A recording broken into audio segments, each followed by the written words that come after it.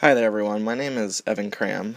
I'm a resident technology consultant here with Fordham IT, and I'm going to be giving a presentation called Beyond iTunes, New Frontiers in Digital Media. And what we're looking at here is different ways to listen to music, buy music, and discover music online that you might not have considered in the past. A lot of people just start with iTunes and will manage their collection, keep their iPod or MP3 player updated with that. But really, there's a whole world of online music out there that's just waiting to be explored. So we're going to take a glimpse into that world and look at some different sites here that might be useful. The first site that we're going to look at is called Bandcamp. This is a fairly new site that is mostly for independent music. Different bands will put their music online here with specialized websites that they design. For each different band has their own website, and you can download the digital albums usually, or sometimes they even have records or cassettes or CDs that you can buy from here and have shipped to you. This is one of my bands here that I really like, and you can see they have all the different music here which you can listen to on the website, or then you can actually buy the album. And another thing that's nice is Bandcamp has a cool streaming platform where if you buy an album on here, then you can stream it from your computer or phone at any time just by logging in, which is nice if you're on the go and you can take it with your phone. One thing to note, though, is you do have to buy the music to do the streaming. A lot of albums will actually be offered for free on here or name your own price, but you have to pay something in order to get the streaming access with these albums. If you just get it for free, then you can listen to it, but you have to find your own way to take it with you. Either you download it or something else. The next site that we're going to look at is Amazon MP3. Amazon MP3 is just Amazon's answer to iTunes, essentially. It has a different store that has slightly different offerings than iTunes, perhaps different pricing sometimes, or just different music entirely. Amazon Prime also has its own music service now, which is kind of interesting. It's sort of like Spotify, where you can listen to all the music you want for a flat rate. I'm not sure what the offerings on there quite look like, but I'm sure it has some slight differences from Spotify. And I think there's a bundle deal where if you're already a Prime subscriber for your Kindle and video and shipping and things, then you can listen to the music too, which is a good option. Google Play is another online music store that is sort of comparable to iTunes.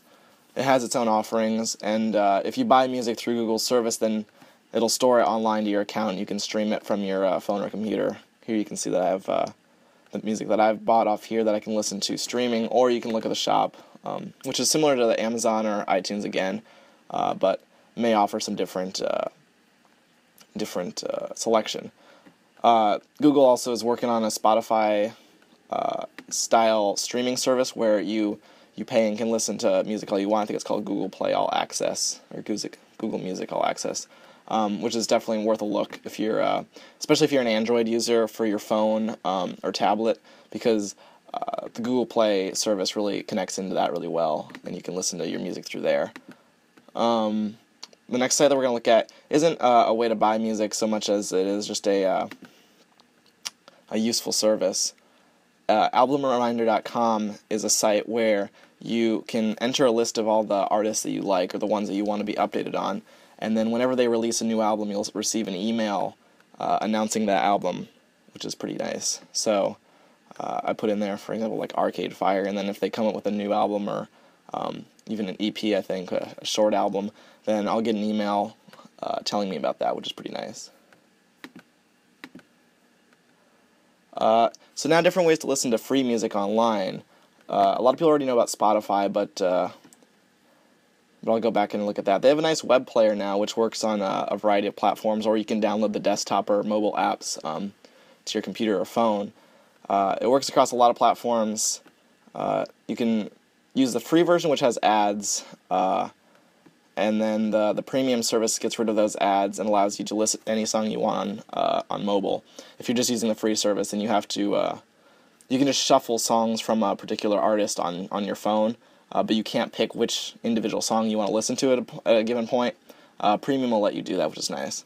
Also, if you get premium on your phone, it lets you download the songs for offline play. So if you're in the car or the subway or somewhere and you don't have internet access, and you can still listen to your music, which is really nice. And you have that wide selection that Spotify offers. For college students, Spotify offers a half-off discount currently, which is really nice. So instead of the regular $10, I think it's just $5. So definitely look into that. SoundCloud is another site that's really popular right now.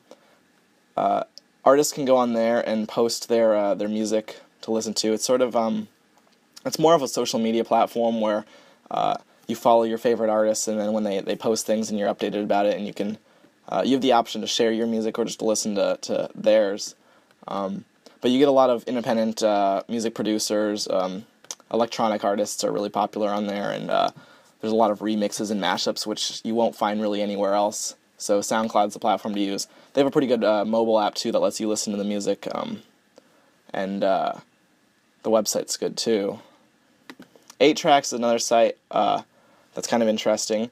It allows you to listen to a variety of music through playlists. So you can enter like moods or pick different genres, and it'll offer up different selections of playlists that are actually curated by users. So you can go on there and make your own playlist of it has to have at minimum 8 songs, but you pick whatever songs you want, and then you publish your playlist for other people to listen to, and then they get shared around that way. So it's really good, like, personalized collections and suggestions, so you can find a lot of new music that way based on, genres or specific feelings that you're looking for. Or if you have a user that publishes playlists that you really like, then maybe you'll find new music through that way, which is a really cool service.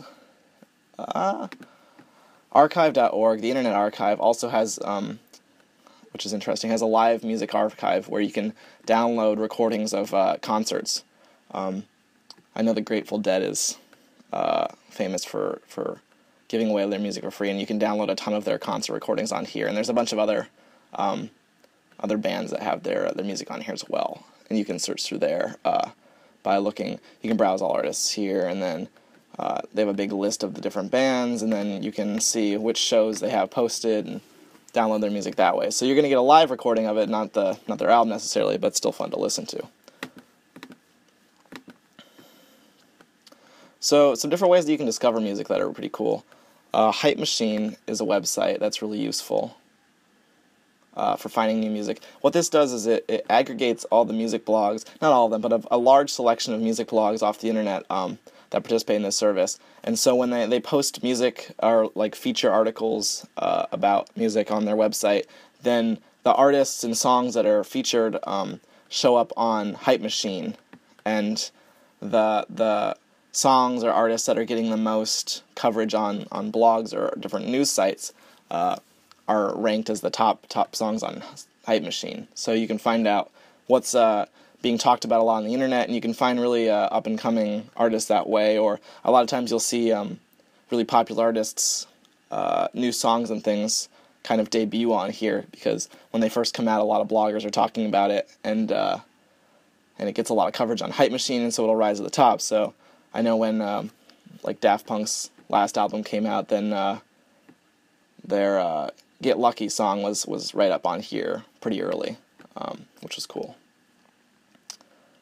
Let's see. So TasteKit is another site that offers suggestions based on what you search. So you can search for a certain artist, and it'll give you suggestions that are similar. So it says if you like listening to this band, then you might like some of these bands, and it'll give you different suggestions.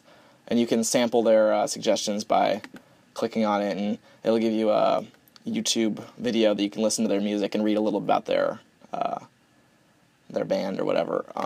And the cool thing about TasteKit too is it doesn't necessarily just limit you to music. You can also say if you like a certain sort of music, then you might also like these sort of movies, which is really interesting. So it gets you around to different mediums, which I think is a great feature. That really is only offered on TasteKit. I haven't seen a whole lot of sites that do that. Shazam is a mobile app that's been really ubiquitous in the iPhone world for a while now. I'm sure you've seen it where you pull out your phone and press the Shazam button, and you hold it up to the music that's playing, and it'll tell you what song it is. It's an extremely useful service. Shazam's just been recently changing their site a little bit in their mobile app to show what people are searching for. So the most Shazammed songs will show up on top lists now, which is interesting. So maybe a commercial or something has a really catchy song, but everyone goes with their phone to listen to, then it'll reach the top of the charts quicker or something like that. So it's a good way to see what's popular, and also it's an extremely useful tool for finding out what a certain song is if you're listening to it in a party or a room or whatever, and you don't know what it is. Then you pull out Shazam and you can find that. Songs is a pretty cool service that it lets you discover music by mood. So if you're having fun at work, or you're working but you need to stay focused, then you can look for working no lyrics. Or if you're having a party, then there's certain playlists or curated moods, essentially, of different music that'll fit the theme of what you're doing. So yeah, here we got dance party or dinner party or going fishing, and all these are different songs that might fit that moment in your life, which is kind of cool. This Is My Jam is another interesting social media service. What this one does is, when you're listening to music, you can say, this one song right now is my jam, this is what I've been listening to a lot. And you post that as you would sort of like a status maybe on Twitter or Facebook. And what it does is it broadcasts out to the people that follow you that you're listening to this song right now. And so this can be useful for sharing the music you like, or you can follow people that are listening to music that you like, or artists perhaps that are sharing what they listen to. It all depends on who's on here and what you're looking to get out of it. But it's a pretty interesting media platform that's coming out. Spent a little bit talking about internet radio. Pandora has been a mainstay in the internet radio field for a while. Their music suggestion algorithm or database is pretty highly regarded. A lot of people really seem to like the suggestions that it gives you. What you do is you can create a station based on a song or an artist or an album or things that you like, and then it'll generate similar suggestions based on the shared qualities of the music, which is pretty cool. Last.fm is another online music radio station, kind of similar to Pandora, but instead of using the algorithm or that sort of like elemental analysis, it works more based on like the popularity of what other people like listening to, based on a certain artist. So if you say that you like Passion Pit here, then you can see what other people like that's similar, and it suggests you similar artists. So Last.fm is a really good site for finding more information like that. The other thing that's kind of cool about Last.fm is you can what's called scrobble what you're listening to Last.fm. So I think there's a way to hook it up with iTunes or other music players that will watch what kind of music you listen to and then send that information to Last.fm, that will then like suggest you music back. So if you are listening to a lot of Massive Attack in your iTunes, then Last.fm might see that and recommend some similar artist. Maybe Flying Lotus or something. Soma FM is a personal favorite of mine. It's a San Francisco-based internet radio station. It's got a bunch of different playlists of different genres, essentially. The one I listen to a lot is like indie pop rocks. They have one called Bagel Radio, which is like alternative rock. And then they have some really obscure stations too, which is kind of cool. They have like Drone, which is just its own kind of music, or Groove Salad, which is just sort of ambient, down-tempo beats and grooves, they say. So there's a lot of different options. You can listen to it either on the website, just online, or they have streams that you can download with like Windows Media Player or other music playing software. And what it'll do, it'll just play the stream through that software on your desktop instead of on the website. It's really just a choice. And you can look and see what kind of music they've been playing based on their like top artists that have been played, or the recently played songs, because they have a constantly updating list of what they've been playing. TuneIn Radio is another good site. This one actually takes music from actual live radio stations. They send their information and audio stream to TuneIn, the website, and then you can tune in. So a lot of times you'll see like your local stations on here. You can sort it by area. You can sort it by either like music or sports news or talk news. Or you can do it by language, which I think is really cool, because I've like looked at German stations or different language stations to kind of like get a feel for the language. When I was taking German in school, that was really useful. And they have that for all different languages, obviously. So that's a helpful service as well. iHeartRadio has a lot of like mainstream, really popular big radio stations hosted on it. You can find ones from your hometown or from other cities, and those like radio stations will have their audio streams available on iHeartRadio.com or iHeart.com. And you can listen to the radio at work or school or wherever from there without actually having a radio. NPR is another good website that hosts a lot of music. They have NPR Music, which is like a specific section of their website that it works sort of like a blog where they'll post articles of new music, but then they also have like little concert recordings on there and suggestions, and then just an online music channel like a radio station, just sort of like traditional radio, so all options through NPR. And then obviously NPR is a radio station in a lot of different areas, and they have music features on the radio too, which is cool to look into. Slacker is another online radio station that's similar to, again, Last or Pandora, kind of. If you don't like the suggestions that are coming up on Pandora or Last, then maybe give Slacker a listen and just see what kind of suggestions it offers or music it plays. All of these have slightly different offerings in their music selections, and it just sort of depends which one you like or which interface works for you. Give those all a look. Next, I'll talk a little bit about music blogs. There's some really big music blogs on the internet that are cool. Rolling Stone is a magazine and blog that's been around for a while now. Probably the most well-known music magazine.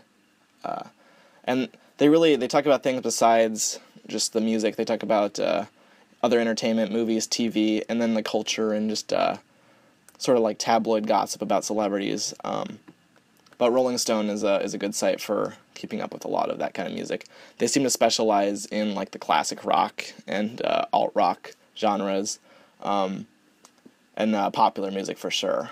So if you like that kind of stuff, then Rolling Stone is going to keep you covered. Pitchfork is more of an independent music site. They have a slightly different offering of music. They look for kind of independent talent, and they have their own sort of alt-rock, indie rock, weird sort of taste, which is different, but if you like that kind of music or want a different opinion to look at, then Pitchfork's definitely a good site to check into. They offer regular reviews of albums and news coverage for different independent artists and things like that. Consequence of Sound is a Chicago-based, I believe, music blog. It's similar to Pitchfork, with slightly different, views and offerings. And they have a really nice website for looking at different music and film reviews and articles. And like Pitchfork, they offer up, yearly gatherings of all the different music that's come out and their best of lists, sort of, and things. So Consequence of Sound is definitely worth a look. Tiny Mixtapes is like a micro site, I guess it could be called, whereas like Rolling Stone or Pitchfork are pretty extensive. Most of Tiny Mixtape fits on a single web page where you can just see all the things that are being featured right now and then click in for more news or information. But if you want a real quick look at what's going on in music right now, then that's something to check out. Stereo Gum is another big music site. They have a lot of good news and music suggestions, and then sort of a BuzzFeed-esque like music entertainment culture section where you can look at just kind of popular interest articles about different music, or they'll look at an artist and say what their top 10 albums are or something. So you can get a wide overview of different music on Stereo Gum, which is cool. Brooklyn Vegan is a Brooklyn-based blog which talks a lot about New York and the local area's music, kind of interested to students at Fordham or in the New York area. And they offer a lot of kind of funny or interesting articles about music culture or specific artists. They have their suggestions up on there. It's a great blog, and it's very much a blog in the traditional sense of it's got authors and it publishes in a blog format. For hip hop news and rap, then check out XXL magazine. This is published as well, but also as a good online site for hip hop news. Videos, news, music, lifestyle, everything. Same as these other online magazine sort of forms. Now, lastly, I'll talk about also some different ways to explore music before I go into actually enjoying music physically and go to concerts. There's some cool online music exploration tools. One that I really like is called Every Noise at Once. It's a big, huge map of all the different music genres laid out sort of by their similarity to each other, or just their similarly classified music genres, I guess. But you can scroll through this and see the different ones, and if you click on it, it'll give you a sample of the music, and then they actually each genre has like a full Spotify playlist that you can find on here. So if you really like a certain genre, you can dig deeper by looking into that Spotify playlist, which is really cool. But this gives you a great way to really explore what's out there and to consider some different genres that you might not have thought of. Genius.com, it was previously Rap Genius. I think it expanded out to be Rock Genius, and now it's just every kind of music genius, is a annotated lyrics site. So not only do they post the lyrics to songs, which a lot of times they'll be looking for, you can get a line-by-line sort of explanation or just annotated notes about the lyrics, which can be really interesting. It'll tell you a lot of times about the artist or about what they're trying to say in the song. So just to give you a better understanding of what the music you're listening to is about, or what it was influenced by, or any sort of information. And it's obviously just great for the lyrics too, if you just want to find out the lyrics to a song. Map of Metal is sort of like Every Noise at Once. I thought this was a pretty cool site. You go on here and it shows you sort of a land map of all the different types of like metal and punk music, and then it has videos suggesting the different types. So you can look around on here as you see, and turn the volume. So you can see all the different types of music on here, which is kind of cool. Thrash metal, speed metal, new wave, British heavy metal. So there's actually a surprising amount of variety to metal music I didn't even know about, which you can kind of check out on Map of Metal. I thought that was neat. Another thing I'll say to discover music is Reddit has a really extensive music community. You go on there, and Reddit is divided up by different like channels. So you have R Music, which is like the music section of Reddit, and that's like the main hub of maybe music. But then they have smaller music channels, or subreddits they're called, which have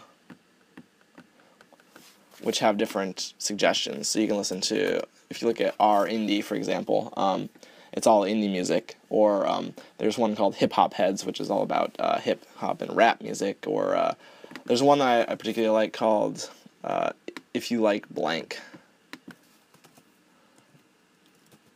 which, If You Like Blank is cool,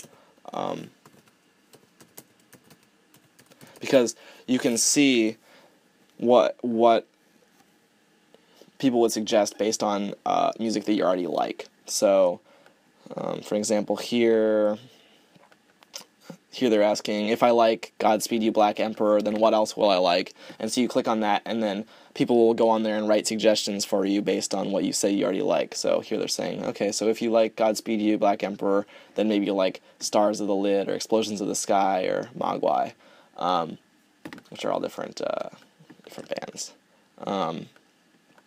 So that's pretty interesting. It's really useful for also discovering music. So those are some other tools. I'd say look around the rest of Reddit music community for some more cool music talk. But those are some tools that I like to explore different types of music and sort of discover things for yourself and just learn more about it. Now, I'm going to talk a little bit about listening to music in person, going to concerts, how to find concerts. Songkick.com is a concert site where you can track bands, and so you know when they're playing around you, or you can see what bands are going to play around you at a given time. You just check on there and see who's in the area and go see them.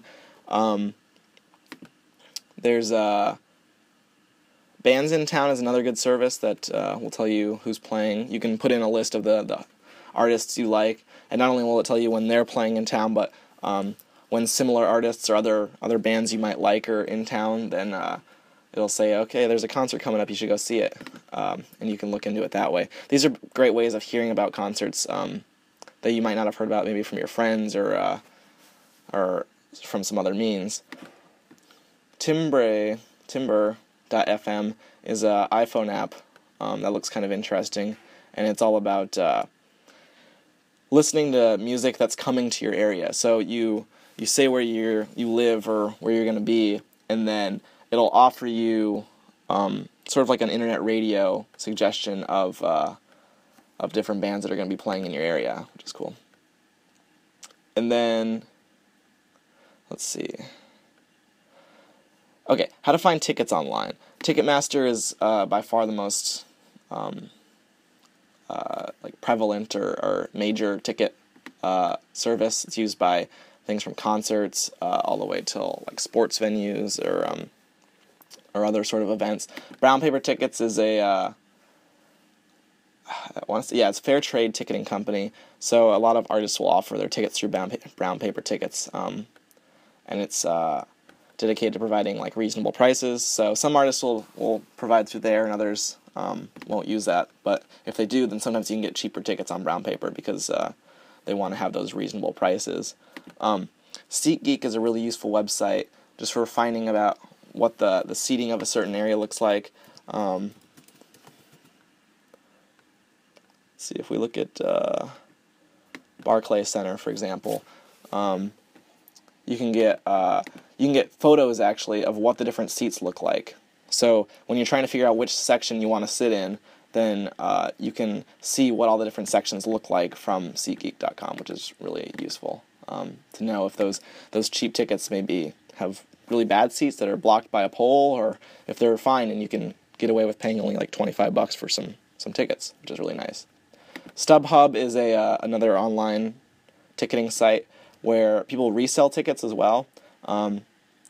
So sometimes people will have digital tickets that they don't want to use, so they'll sell them on StubHub for a lower price. And the ticket prices on StubHub fluctuate a lot. So tickets that are $50 the day of the concert or event might go down to $25. You just have to be watching to see.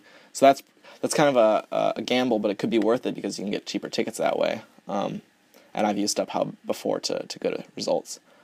And then when you go to a concert, one thing that's cool is setlist.fm, which is a site that just tells you what songs they played at the concert. Sometimes you might not know them all, or you might have missed one, or for any reason, if you want to know what they played, after the concert you're going back and you're like, oh wow, I want to listen through that all again, then you can find out which songs they played on setlist.fm. And what you do is there's a search bar, sort of like Google or something, you put in the artist that played and then when they played or where they played, and it'll tell you. And then a cool feature, not a feature, but another site that works with setlist.fm is called the Set Listener. Just Google this, the Set Listener, Spotify, to find it. It's got kind of a weird link. But on here, what you do is you put the setlist.fm URL that you so you copy the link of the concert you went to on setlist, and then you paste it in here, and it'll give you a playlist for Spotify of all the songs. So then what you do is you just click this button and it saves all the songs into Spotify for you. So here I went to the Fits and the Tantrums concert, and I say I liked all the songs, or I wanted to listen to it again in the same order, then I just add this playlist into Spotify and I can listen to it all again, which makes that process really easy, and that's called the set listener.